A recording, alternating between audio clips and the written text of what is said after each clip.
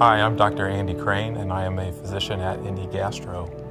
I've had a couple of patients over the years where I feel like we've had really good saves where they've been able to avoid major surgery, namely esophagectomy, removal of the entire or part of the esophagus, which is a difficult surgery to recover from and frequently has a lot of problems after that. We've been able to avoid major surgery by treating lesions through a scope, just going down through the mouth and removing an early tumor, where in the past that wasn't even possible. So it's great to be able to have that technology, and those are great success stories. Initially, I thought I wanted to do veterinary medicine. I grew up on a farm, and so we spent a lot of time around the farm animals, and then it kind of evolved into wanting to take care of people.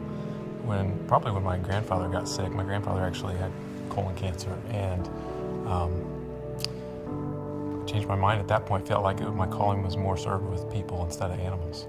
I do all of general gastroenterology, but my specialty areas within GI include taking out larger lesions than maybe some of my partners might feel comfortable with, so I get some referrals from my partners for removal of larger lesions endoscopically to try and avoid surgery for patients. I also have an interest in Barrett's esophagus and the treatment of Barrett's esophagus when it's starting to progress, so radiofrequency ablation and endoscopic mucosal resection of Barrett's with dysplasia or early cancers.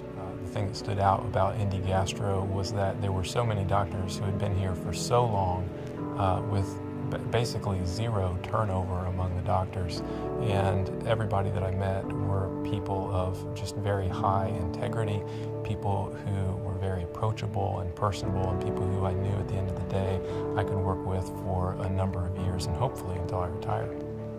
Outside of my job at IGH, I have a wife and 4 boys, so I spend a lot of time with my family, a lot of Nerf wars, a lot of sports.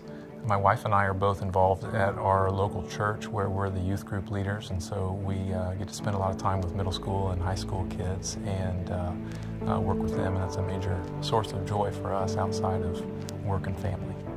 It's really, at the end of the day, about relationships as much as it is helping people feel better.